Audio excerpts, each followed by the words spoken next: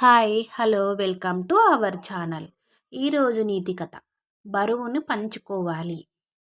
అనగనగా ఒక వ్యాపారి దగ్గర గుర్రం గాడిద ఉండేవి. ఒకరోజు సంతలో కొన్న సరుకులు గాడిదపై వేసి గుర్రంపై తాను ఎక్కి ఇంటికి బయలుదేరాడు వ్యాపారి.